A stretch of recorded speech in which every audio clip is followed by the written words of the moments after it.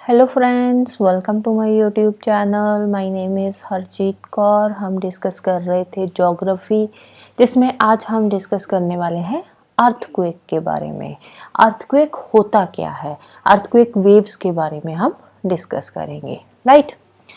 अब हमने लास्ट पढ़ा था, लास्ट वीडियो में जो हमने डिस्कस करा था उसमें हमने पढ़ा था कि एक होती है एंडोजेनेटिक फोर्सेस और एक होती है एक्सोजेनेटिक फोर्सेस। एंडो मीन्स कि जो इनसाइड द अर्थ जो है काम कर रही है, एक्सो मीन्स कि अर्थ के सरफेस पे जो चेंजेस आती है, जिन फोर्सेस की वजह से चेंजेस आती है, उसको बोलते हैं एक्सो। एक्सो मीन्स जो बाहर से फोर्सेस लग रही है, एंडो मीन्स जो अंदर से हो रही है, अर्थ के सरफेस के। जैसे ये अर्थ है तो अर्थ के सरफेस के अंदर से जो फोर्सेस काम कर रही है, ये कौन सी थी? ये थी एंडोजेनेटिक फोर्सेस। और जो बाहर से फोर्सेस काम कर रही है वो थी एक्सोजेनिक, राइट, जिसमें इरोजन वगैरह आ गया था, है ना। अब हम पढ़ेंगे अर्थक्वेक के बारे में। अब लास्ट हमने जो एंडोजेनेटिक फोर्सेस पढ़ी थी, तो इसमें हमने पढ़ा था कि जो एंडोजेनेटिक फोर्सेस होती है, इसमें एक तो सडन फोर्सेस होती है, एक होती है ग्रेजुअल। एंडो में भी हमने आगे पढ़ा था ना कि एक तो होती है सडन फोर्सेस, जिसमें हमें सडन इफेक्ट्स दिखाई देते हैं, और दूसरी होती है ग्रेजुअल, जिसमें हमें धीरे धीरे पता चलता है किसी चीज के बारे में। लाइक कॉन्टिनेंटल बिल्डिंग प्रोसेस हो गया या माउंटेन बिल्डिंग प्रोसेस हो गया, है ना, तो वो ग्रेजुअल में आ जाता है। तो अब जो अर्थक्वेक है, अर्थक्वेक कौन सी फोर्सेस की वजह से जनरेट हो रहा है? अर्थक्वेक जनरेट होता है इन सडन फोर्सेस की वजह से, राइट। किसकी वजह से? ये जो सडन मूवमेंट्स हो रही है उसकी वजह से एक सडन इफेक्ट आता है अर्थक्वेक का। तो अर्थक्वेक एग्जैक्टली होता क्या है? What is earthquake? It is a vibration on the earth surface. Earth के सरफेस पे वाइब्रेशंस होती है due to these endogenetic forces, right. Earth की सरफेस पे जो वाइब्रेशंस होती है ड्यू टू एंडोजेनेटिक फोर्सेस। कौन सी? कैटास्ट्रॉफिक। जो सडन चेंजेस आती है वो कैटास्ट्रॉफिक उसको बोलते हैं, कैटास्ट्रॉफिक एंडोजेनेटिक फोर्सेस, राइट। अब अर्थक्वेक से रिलेटेड हम कुछ फैक्ट्स पढ़ेंगे। अब जैसे कि अर्थक्वेक की इंटेंसिटी, कितना इंटेंस था जो अर्थक्वेक आया है, कितनी एनर्जी रिलीज हुई थी जब अर्थक्वेक जो है आया था। तो वो जो इंटेंसिटी को हम मेजर करते हैं, जो मैग्नीट्यूड को मेजर करते हैं, उसको हम मेजर करते हैं रिक्टर स्केल से। किससे मेजर करते हैं? रिक्टर स्केल से हम मेजर करते हैं अर्थक्वेक की इंटेंसिटी को। दूसरा आता है कि डैमेज कितना हुआ है। अब अर्थक्वेक आया, उसकी वजह से डैमेज कितना हुआ है, कितना नुकसान हुआ है, तो उसको मेजर किया जाता है मर्काली स्केल से। किससे? मर्काली स्केल से। तो दोनों इंपॉर्टेंट है। अब अर्थक्वेक ओरिजिनेट हो रहा है, अब कौन सी फोर्सेस है? Endogenetic forces. एंडोजेनेटिक फोर्सेस काम कर रही है अर्थ के अंदर से। तो अर्थ के अंदर से वो पॉइंट जहां से अर्थक्वेक ओरिजिनेट हो रहा है, ये अर्थ है, अर्थ के अंदर से एक पॉइंट होगा जहां से अर्थक्वेक ओरिजिनेट होगा। तो जिस पॉइंट से अर्थक्वेक ओरिजिनेट हो रहा है उस पॉइंट को क्या बोलते हैं? उस पॉइंट को बोलते हैं फोकस। उस पॉइंट को क्या बोला जाता है? Focus, right. और ये जो फोकस है, फोकस के बिल्कुल परपेंडिकुलर, बिल्कुल ऊपर, place on the ground surface which is perpendicular to focus. Focus के बिल्कुल परपेंडिकुलरली ऊपर एक पॉइंट आता है जहां पे सरफेस पे अर्थक्वेक हिट करता है। उस सरफेस पे जहां पे अर्थक्वेक हिट करता है, क्रस्ट पे यहां पे हिट करता है, उस पॉइंट को क्या बोलते हैं? इस पॉइंट को बोला जाता है एपिसेंटर। इस पॉइंट को क्या बोलते हैं? एपिसेंटर। अंदर वाला पॉइंट फोकस है। फोकस को और क्या बोलते हैं? हाइपोसेंटर भी बोलते हैं। फोकस को हाइपोसेंटर भी बोला जाता है, राइट। फोकस हाइपोसेंटर हो गया। और फोकस के परपेंडिकुलरली बिल्कुल सरफेस के ऊपर जो पॉइंट आता है उस पॉइंट को बोलते हैं एपिसेंटर, राइट। उसके बाद एक और टर्म आती है सिज्मोलॉजी। सिज्मोलॉजी क्या होती है? Study of earthquake. सिज्मोलॉजी क्या है? Study of earthquake. नेक्स्ट, ये फोकस की एक छोटी सी डायग्राम है। ये फोकस अर्थ के अंदर वाला पॉइंट है, ये अर्थ का सरफेस है, यहाँ पे जो शो किया हुआ है ये सरफेस है, क्रस्ट वाला पार्ट जो है। तो इसके बिल्कुल नीचे वाला जहां से अर्थक्वेक ओरिजिनेट हुआ है, डीप इनसाइड द अर्थ, यहाँ से अर्थक्वेक ओरिजिनेट हुआ है, इस पॉइंट को बोलते हैं फोकस और हाइपोसेंटर। इसके बिल्कुल ऊपर परपेंडिकुलरली बिल्कुल ऊपर वाला जो पॉइंट है, क्रस्ट, जहां पे अर्थक्वेक हिट किया है, उसको बोलते हैं एपिसेंटर, राइट। अब एपिसेंटर, फोकस, हाइपोसेंटर, इसके बारे में पता होना चाहिए। फोकस एंड हाइपोसेंटर एक ही चीज है। नेक्स्ट हम बात करते हैं अर्थक्वेक वेव्स की। अब देखो अर्थक्वेक है, अर्थ का सरफेस, यहाँ पे अर्थक्वेक हिट हुआ, फोकस जहां से ओरिजिनेट हो रहा है, तो वहां से क्या होता है, वेव्स जनरेट होती है, राइट। तो अर्थक्वेक वेव्स, ये जो वेव्स होती है ये कितने तरह की होती है, ये वेव्स होती है दो तरह की। कौन कौन सी, एक आती है बॉडी वेव्स, दूसरी आती है सरफेस वेव्स। तो इन दोनों वेव्स के बारे में हम यहाँ पे पढ़ेंगे। बॉडी वेव्स जो होती है, बॉडी वेव्स जनरेट होती है फोकस से। ये जो फोकस है, डीप इनसाइड द अर्थ जो पॉइंट है, जिसको हाइपोसेंटर भी बोलते हैं, तो फोकस से जब अर्थक्वेक ओरिजिनेट हो रहा है तो उस टाइम पे वहां से एनर्जी रिलीज हो रही है, और वो जो एनर्जी रिलीज हो रही है वो सारी डायरेक्शंस में जो एनर्जी होगी वो ट्रेवल करेगी। अब देखो यहाँ से फोकस है, फोकस से यहाँ से ये जो एनर्जी रिलीज हो रही है, ये जो अर्थक्वेक वेव्स, यहाँ से एनर्जी की वजह से वेव्स आ रही है, राइट। और ये सारी डायरेक्शंस में ट्रेवल करेगी जो वेव्स होएगी, right, through out the body of the earth. यहाँ फोकस से ये वेव्स ओरिजिनेट हो रही है। अब वेव्स फोकस से ओरिजिनेट हो रही है तो धीरे धीरे ये जो वेव्स है ये हिट करती है अर्थ के सरफेस पे। जैसे ही ये वेव्स अर्थ के सरफेस पे हिट करती है तो सरफेस पे जब ये वेव्स पहुंचती है तो सरफेस पे पहुंचते ही इनका नाम आ जाता है सरफेस वेव्स। इनको सरफेस वेव्स भी बोलते हैं, या फिर इसको लॉन्ग वेव्स भी बोला जाता है, या फिर एल वेव्स के नाम से भी इनको जाना जाता है। Surface waves, long waves, L waves, तीनों सेम है, राइट। फोकस से जो वेव्स ओरिजिनेट हुई उनका नाम है body waves, right. Through out the body ये जो है ट्रेवल करती है, और जैसे ही ये वेव्स सरफेस पे हिट करती है तो वो जो सरफेस पे वेव्स हिट करती है उनको बोलते हैं सरफेस वेव्स। और सबसे ज्यादा जो डैमेज होता है वो इन सरफेस वेव्स की वजह से होता है, right. Coming back to body waves. अब जो बॉडी वेव्स है ये भी आगे दो तरह की होती है। बॉडी वेव्स कौन कौन सी, एक इसमें आ जाती है प्राइमरी वेव्स और दूसरी आ जाती है सेकेंडरी वेव्स। प्राइमरी वेव्स कौन कौन सी होती है, प्राइमरी वेव्स जो है इनको पी वेव्स भी बोला जाता है, पी वेव्स। सेकेंडरी वेव्स को एस वेव्स भी बोला जाता है, कई बार शॉर्ट फॉर्म में भी क्वेश्चन में पूछ लिया जाता है। अब जो प्राइमरी वेव्स है इनकी शॉर्ट वेवलेंथ होती है और हाई फ्रीक्वेंसी होती है, फ्रीक्वेंसी बहुत ज्यादा होती है, शॉर्ट वेवलेंथ और हाई फ्रीक्वेंसी होती है, और ये लॉन्गिट्यूडिनल वेव्स होती है।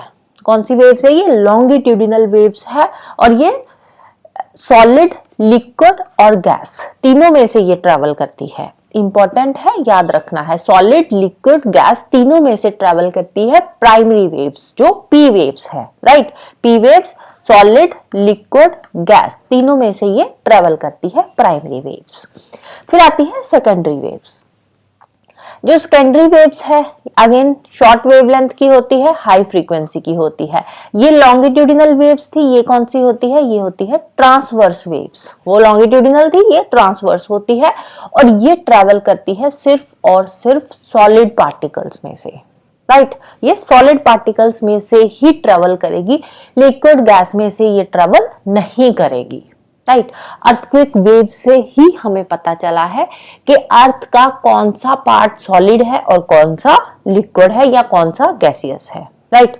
अब secondary waves, S for secondary और S for solid, S for secondary, S for solid, इस तरह से आप इसको याद रख सकते हो। एक छोटी सी ट्रिक है याद रखने की कि जो सेकेंडरी वेव्स है वो सिर्फ और सिर्फ सॉलिड में से ही ट्रेवल करती है, primary waves solid, liquid, gas तीनों में से ट्रेवल करती है, राइट।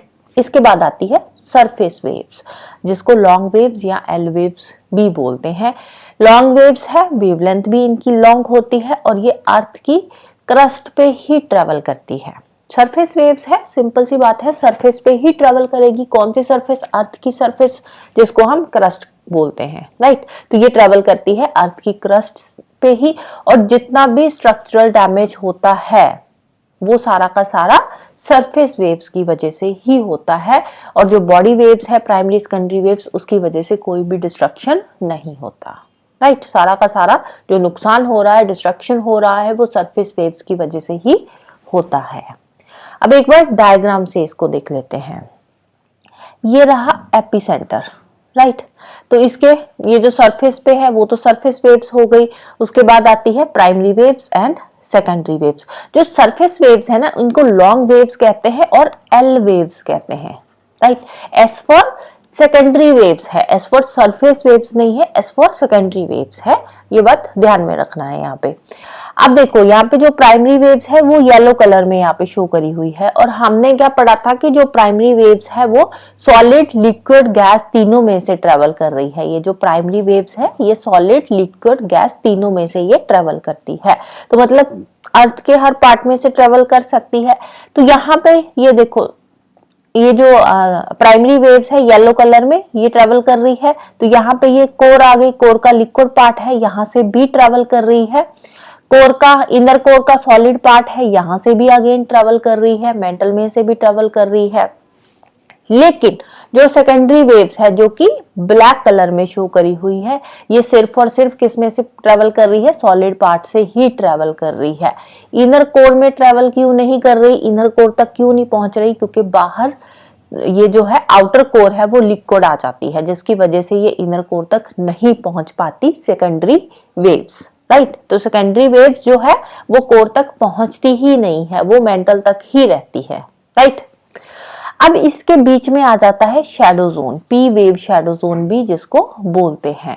तो जहां तक प्राइमरी वेव्स नहीं पहुंचती, क्योंकि देखो यहां से ये प्राइमरी वेव जा रही है, उसके बाद ये कोर आ गई तो ये कोर में एंटर कर गई, राइट। तो इसके बीच वाला ये जो पार्ट है ये आ जाता है शैडो जोन। यहाँ पे ना तो पी वेव्स पहुंचती है और ना ही एस वेव्स पहुंचती है, तो इसको बोल देते हैं शैडो जोन, जो कि कितने डिग्री से कितने डिग्री तक होता है? ये होता है 105 डिग्री से लेकर 140 डिग्री तक होता है shadow zone from the epicentre, right.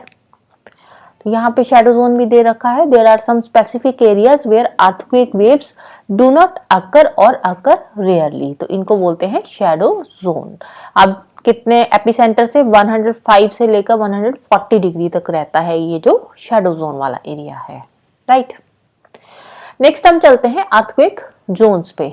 India में अर्थक्वेक जोन्स कौन कौन सी है?